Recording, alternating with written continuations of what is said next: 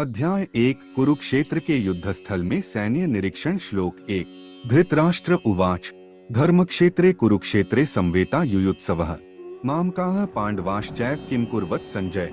धृतराष्ट्र बोले, हे संजय, धर्मभूमि कुरुक्षेत्र में एकत्रित युद्ध की इच्छा वाले मेरे और पांडु के पुत्रों ने क्या किया। श्लोक 2 संजय उवाच दृष्ट्वा तु पांडवानीकं व्यूढ़ दुर्योधनस्तदा आचार्य मुख संगमे राजा वचनमब्रवीत। संजय बोले, उस समय राजा दुर्योधन ने व्यूहर्चनायुक्त पांडवों की सेना को देखा और द्रोणाचार्य के पास जाकर यह वचन कहा। श्लोक 3 पश्यता पांडुपुत्राणामाचार्य महती चमु व्यूढ़ा द्रुपद पुत्रेण तव शिष्येण धीमता। हे आचार्य, आपके बुद्धिमान शिष्य द्रुपद पुत्र धृष्टद्युम्न द्वारा व्यूहाकार खड़ी की हुई पांडुपुत्रों की इस बड़ी भारी सेना को देखिए।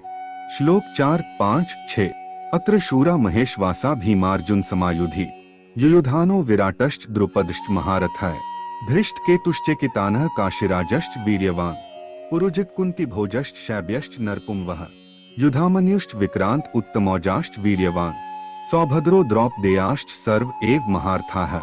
इस सेना में बड़े बड़े धनुषों वाले तथा युद्ध में भीम और अर्जुन के समान शूरवीर सात्यकी और विराट तथा महारथी राजा द्रुपद, धृष्टकेतु और चेकितान तथा बलवान काशिराज, पुरुजित, कुंतीभोज और मनुष्यों में श्रेष्ठ शैब्य, पराक्रमी युधामन्यु तथा बलवान उत्तमौजा, सुभद्रा पुत्र अभिमन्यु एवं द्रौपदी के पांचों पुत्र, ये सभी महारथी हैं।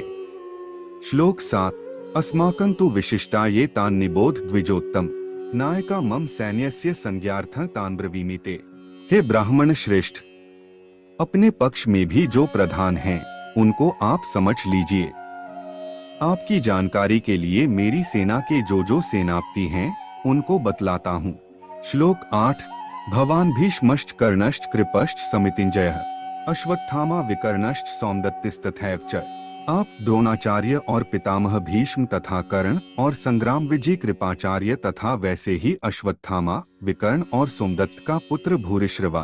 श्लोक 9 अन्ये च बहवः शूरा मदर्थे त्यक्त जीविता है नाना शस्त्र प्रहरणाः सर्वे युद्ध विशारदा है। और भी मेरे लिए जीवन की आशा त्याग देने वाले बहुत से शूरवीर अनेक प्रकार के शस्त्रास्त्रों से सुसज्जित और सबके सब युद्ध में चतुर हैं। श्लोक 10 अपर्याप्तम तदस्माकं बलं भीष्माभिरक्षितम पर्याप्तं त्विद्मे तेषां बलं भीमाभिरक्षितम। भीष्म पितामह द्वारा रक्षित हमारी वह सेना सब प्रकार से अजेय है और भीम द्वारा रक्षित इन लोगों की यह सेना जीतने में सुगम है। श्लोक 11 अनेषु च सर्वेषु यथाभागं स्थिता है भीष्ममेवाभिरक्षन्तु भवन्तः सर्व एव हि। इसलिए सब मोर्चों पर अपनी अपनी जगह स्थित रहते हुए आप लोग सभी निःसंदेह भीष्म पितामह की ही सब ओर से रक्षा करें। श्लोक 12 दोनों सेनाओं की शंखध्वनि का कथन तस्य संजनयन हर्षं कुरुवृद्धः पितामहः सिंहनादं विनद्योच्चैः शंख दध्मो प्रतापवान। कौरवों में वृद्ध बड़े प्रतापी पितामह भीष्म ने उस दुर्योधन के हृदय में हर्ष उत्पन्न करते हुए उच्च स्वर से सिंह की दहाड़ के समान गरज कर शंख बजाया। श्लोक 13 ततः शंखाश्च भैर्यश्च पणवानक गोमुखाः सहसैवाभ्यहन्यन्त स शब्दस्तुमुलोभवत्। इसके पश्चात शंख और नगाड़े तथा ढोल, मृदंग और नरसिंघे आदि बाजे एक साथ ही बज उठे। उनका वह शब्द बड़ा भयंकर हुआ। श्लोक 14 ततः श्वेतैर्हयैर्युक्ते महति स्यन्दने स्थितौ माधवः पांडवश्चैव दिव्यौ शंखौ प्रदध्मतुः। इसके अनंतर सफेद घोड़ों से युक्त उत्तम रथ में बैठे हुए श्री कृष्ण महाराज और अर्जुन ने भी अलौकिक शंख बजाए। श्लोक 15 पांचजन्य ऋषिकेशो देवदत्तं धनंजयः पौंड्रं दध्मौ महाशंख भीमकर्मा वृकोदरः। श्री कृष्ण महाराज ने पांचजन्य नामक, अर्जुन ने देवदत्त नामक और भयानक कर्म वाले भीमसेन ने पौंड्र नामक महाशंख बजाया। श्लोक 16 अनंत विजय राजा कुंती पुत्रो युधिष्ठिरः नकुलः सहदेवश्च सुघोषमणि पुष्पकौ। कुंती पुत्र राजा युधिष्ठिर ने अनंत विजय नामक और नकुल तथा सहदेव ने सुघोष और मणिपुष्पक नामक शंख बजाए। श्लोक 17-18 काश्यश्च परमेश्वासः शिखंडी च महारथः धृष्टद्युम्नो विराटश्च सात्यकिश्चापराजितः द्रुपदो द्रौपदेयाश्च सर्वशः पृथिवीप्ते सौभद्रश्च महाबाहुः शंखान् दध्मुः पृथक पृथक। श्रेष्ठ धनुष वाले काशीराज और महारथी शिखंडी एवं धृष्टद्युम्न तथा राजा विराट और अजय सात्यकी, राजा द्रुपद एवं द्रौपदी के पांचों पुत्र और बड़ी भुजा वाले सुभद्रा पुत्र अभिमन्यु, इन सभी ने हे राजन सब ओर से अलग अलग शंख बजाए। सघोषो धार्तराष्ट्राणा हृदयानि व्यदार्यत, नभश्च पृथिवी चैव तुमुलो व्यनुनाद्यन। और उस भयानक शब्द ने आकाश और पृथ्वी को भी गुंजाते हुए धार्तराष्ट्रों के अर्थात आपके पक्ष वालों के हृदय विदीर्ण कर दिए। श्लोक 20-21 अर्जुन द्वारा सेना निरीक्षण का प्रसंग। अथ व्यवस्थितान् दृष्ट्वा धार्तराष्ट्रान् कपिध्वजः प्रवृत्ते शस्त्र संपाते धनुरुद्यमे पांडवः ऋषिकेशं तदा वाक्यमिदमाह महीप्ते। अर्जुन उवाच सैन्योरुभयोर्मध्ये रथं स्थापयमेच्युत।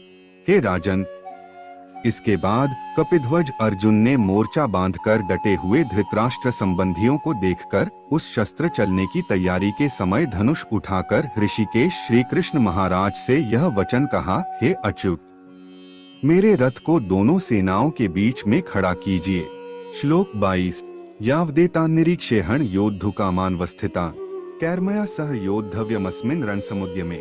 और जब तक कि मैं युद्ध क्षेत्र में डटे हुए युद्ध के अभिलाषी इन विपक्षी योद्धाओं को भली प्रकार देख न लूं कि इस युद्ध रूप व्यापार में मुझे किन किन के साथ युद्ध करना योग्य है, तब तक उसे खड़ा रखिए। श्लोक 23 योत्स्यमानान् वेक्षेहं य एतेत्र समाप्ता है धार्तराष्ट्रस्य दुर्बुद्धेर्युद्धे प्रियचिकीर्षवः। दुर्बुद्धि दुर्योधन का युद्ध में हित चाहने वाले जो ये राजा लोग इस सेना में आए हैं, इन युद्ध करने वालों को मैं देखूंगा। श्लोक 24-25 संजय उवाच एवमुक्तो हृषिकेशो गुडाकेशेन भारत सैन्योरुभयोर्मध्ये स्थापयित्वा रथोत्तमम् भीष्मद्रोण प्रमुखतः सर्वेषां च महीक्षिता उवाच पार्थ पश्यैतान् संवेतान् कुरुनिति। संजय बोले, हे धृतराष्ट्र, अर्जुन द्वारा कहे अनुसार महाराज श्री कृष्णचंद्र ने दोनों सेनाओं के बीच में भीष्म और द्रोणाचार्य के सामने तथा संपूर्ण राजाओं के सामने उत्तम रथ को खड़ा कर इस प्रकार कहा कि हे पार्थ, युद्ध के लिए जुटे हुए इन कौरवों को देख। श्लोक 26 तत्रापश्यत् स्थितान् पार्थः पितॄनथ पितामहान् आचार्यान् मातुलान् भ्रातॄन् पुत्रान् पौत्रान् सखींस्तथा श्वशुरान् सुहृदश्चैव सैन्योरुभयोरपि। इसके बाद पृथापुत्र अर्जुन ने उन दोनों ही सेनाओं में स्थित ताऊ चाचों को, दादों परदादों को, गुरुओं को, मामाओं को, भाइयों को, पुत्रों को, पौत्रों को तथा मित्रों को, ससुरों को और सुहृदों को भी देखा। श्लोक 27 तान् समीक्ष्य स कौन्तेयः सर्वान् बन्धून् वस्थितान् कृपया पर्याविष्टो विषीदत्रिदम्ब्रवीत्। उन उपस्थित संपूर्ण बंधुओं को देखकर वे कुंती पुत्र अर्जुन अत्यंत करुणा से युक्त होकर शोक करते हुए यह वचन बोले। श्लोक 28-29 मोह से व्याप्त हुए अर्जुन के कायरता, स्नेह और शोकयुक्त वचन। अर्जुन उवाच दृष्टेवमं स्वजनं कृष्ण युयुत्सु समुपस्थितम् सीदन्ति मम गात्राणि मुखं च परिशुष्यति वेप्थुश्च शरीरे में रोमहर्षश्च जायते। अर्जुन बोले, हे कृष्ण, युद्ध क्षेत्र में डटे हुए युद्ध के अभिलाषी इस स्वजन समुदाय को देखकर मेरे अंग शिथिल हुए जा रहे हैं और मुख सूखा जा रहा है तथा मेरे शरीर में कंप एवं रोमांच हो रहा है। श्लोक 30 गांडीवं स्रंस्ते हस्तात्वक चैव परिदह्यते न च शक्नोम्यवस्थातु भ्रमतीव च मे मनः। हाथ से गांडीव धनुष गिर रहा है और त्वचा भी बहुत जल रही है तथा मेरा मन भ्रमित सा हो रहा है, इसलिए मैं खड़ा रहने को भी समर्थ नहीं हूँ। श्लोक 31 निमित्तानि च पश्यामि विपरीतानि केशव न च श्रेयोनुपश्यामि हत्वा स्वजन्माहवे। हे केशव, मैं लक्षणों को भी विपरीत ही देख रहा हूँ तथा युद्ध में स्वजन समुदाय को मारकर कल्याण भी नहीं देखता। श्लोक 32 न कांक्षे विजय कृष्ण न च राज्य सुखानि च किन्नो राज्येन गोविंद की भोगैर्जीवितेन वा। हे कृष्ण, मैं न तो विजय चाहता हूँ और न राज्य तथा सुखों को ही। हे गोविंद, हमें ऐसे राज्य से क्या प्रयोजन है अथवा ऐसे भोगों से और जीवन से भी क्या लाभ है। श्लोक 33 येषामर्थे कानक्षितं नो राज्य भोगाः सुखानि च त इमेव स्थिता युद्धे प्राणास्त्यक्त्वा धनानि च। हमें जिनके लिए राज्य, भोग और सुखादि अभीष्ट हैं, वे ही ये सब धन और जीवन की आशा को त्याग कर युद्ध में खड़े हैं। श्लोक 34। आचार्याः पितरः पुत्रास्तथैव च पितामहाः मातुलाः श्वशुराः पौत्राः श्यालाः संबंधिनस्तथा। गुरुजन ताऊ चाचे लड़के और उसी प्रकार दादे मामे ससुर पौत्र साले तथा और भी संबंधी लोग हैं। श्लोक 35। एतान्न हन्तुमिच्छामि घ्नतोपि मधुसूदन अपि त्रैलोक्य राज्यस्य हेतोः किन्नु महि कृते। हे मधुसूदन, मुझे मारने पर भी अथवा तीनों लोकों के राज्य के लिए भी मैं इन सबको मारना नहीं चाहता, फिर पृथ्वी के लिए तो कहना ही क्या है। श्लोक 36। निहत्य धार्तराष्ट्रान्न का प्रीतियः स्या जनार्दन पाप में वा श्रेयदस्मान हत्वैतानात्तायेन। हे जनार्दन, धृतराष्ट्र के पुत्रों को मारकर हमें क्या प्रसन्नता होगी, इन आत्ताइयों को मारकर तो हमें पाप ही लगेगा। श्लोक 37। तस्मान्नार्हा वयं हन्तु धार्तराष्ट्रान् स्वबान्धवान् स्वजनम ही कथा हत्वा सुखिनः स्याम माधव। अतएव हे माधव, अपने ही बांधव धृतराष्ट्र के पुत्रों को मारने के लिए हम योग्य नहीं हैं, क्योंकि अपने ही कुटुंब को मारकर हम कैसे सुखी होंगे। श्लोक 38-39। यद्यप्येते न पश्यन्ति लोभोपहतचेतसः कुलक्षयकृतं दोषं मित्रद्रोहे च पातम् कथं न ज्ञेयं स्माभिः पापादस्मान् निवर्तितुम् कुलक्षयकृतं दोषं प्रपश्यद्भिर्जनार्दन। यद्यपि लोभ से भ्रष्ट चित्त हुए ये लोग कुल के नाश से उत्पन्न दोष को और मित्रों से विरोध करने में पाप को नहीं देखते, तो भी हे जनार्दन, कुल के नाश से उत्पन्न दोष को जानने वाले हम लोगों को इस पाप से हटने के लिए क्यों नहीं विचार करना चाहिए। श्लोक 40। कुलक्षय प्रणश्यन्ति कुलधर्माः सनातनाः धर्मे नष्टे कुलंकृत्स्नं धर्मोऽभिभवत्युत। कुल के नाश से सनातन कुल धर्म नष्ट हो जाते हैं तथा धर्म का नाश हो जाने पर संपूर्ण कुल में पाप भी बहुत फैल जाता है। श्लोक 41। अधर्माभिभवात् कृष्ण प्रदुष्यन्ति कुलस्त्रियः स्त्रीषु दुष्टासु वार्ष्णे जायते वर्णसंकरः। हे कृष्ण, पाप के अधिक बढ़ जाने से कुल की स्त्रियां अत्यंत दूषित हो जाती हैं, और हे वार्ष्णे, स्त्रियों के दूषित हो जाने पर वर्णसंकर उत्पन्न होता है। श्लोक 42। संकरो नरकाय कुलघ्नाना कुलस्य च पतंती पितरो हेषा लुप्त पिंडोदक क्रिया है। वर्णसंकर कुलघातियों को और कुल को नरक में ले जाने के लिए ही होता है।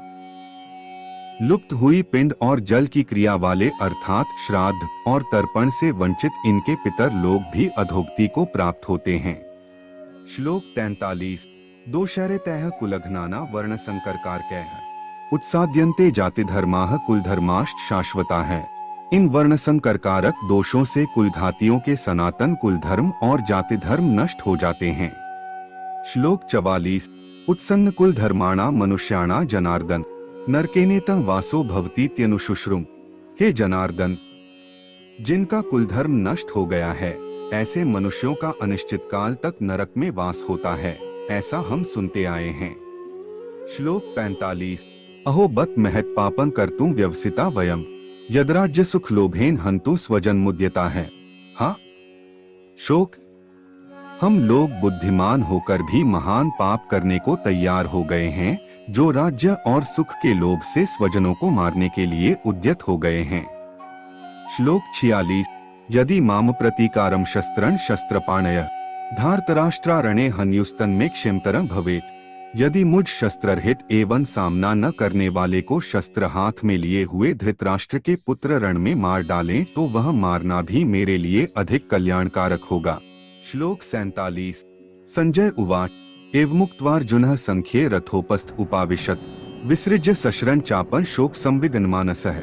संजय बोले, रणभूमि में शोक से उद्विग्न मन वाले अर्जुन इस प्रकार कहकर बाण सहित धनुष को त्याग कर रथ के पिछले भाग में बैठ गए।